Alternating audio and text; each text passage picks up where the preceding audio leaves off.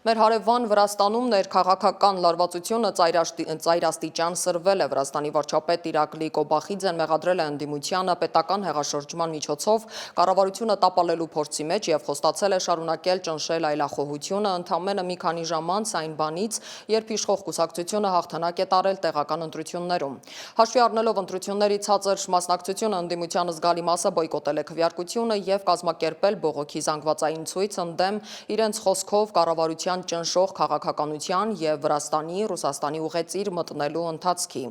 Ակցիային մասնակցել են տասնյակ հազարավոր մարդիկ, նրանցից ոմանք փորձել են գրոհել Օրբելյանի նախագահական պալատը, ցուցարարները պահանջել են Կոբախիձեի հրաժարականը, Եվրոպայի հետ մերձեցում և Ռուսաստանից քաղաքական անջատում, նրանք բախվել են կոշտ դիմադրության։ Ոստիկանությունը կիրառել է հատուկ ջոկատայիններ, ջրցան մեքենաներ և արցունքաբեր գազ նախագահական պալատ ներխուժելու փորձ կատարած ամբոխը ցրելու համար։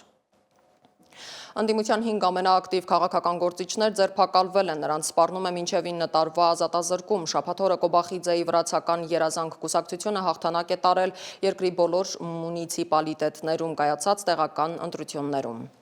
Երկու հիմնական ընդդիմադիր դաշինքների 8 կուսակցություններ բոյկոտել են ընտրությունները։ Շաբաթ օրվանից Վրաստանում բողոքի ցույցեր են, կիրակի օրը կայացած ասուլիսում Կոբախիձեն վերջին ցույցը որակել է իր կառավարությունը տապալելու բազմամսյա փորձերի գագաթնակետ ու խոստացել ամբողջությամբ չեզոքացնել օտարերկրյա գործակալներին։ Նա մեղադրել է Եվրամիության պաշտոնյաներին և դիվանագետներին հակակառավարական բողոքներին աջակցությամբ երկրի ներքին քաղաքականությանը միջամտելու մեջ։ Եվրամիության դիվանագիտական ծառայությունը կիրակի օրը հայտարարություն է տարածել, նշելով, որ միությունը վճռականորեն մերժում և դատապարտում է Վրաստանում Եվրամիության դերի դեմ ուղղված ապատեղեկատվությունը։ Կայա Կալլասի ստորագրած հայտարարության մեջ նշվում է նաև, որ վրացական երազանքի ճնշող քաղաքականությունը կտրուկ կրճատել է մրցակցային ընտրություններ անցկացնելու հնարավորությունը։ Կալլասը կոչ է արել ազատ արձակել ձերբակալվածներին։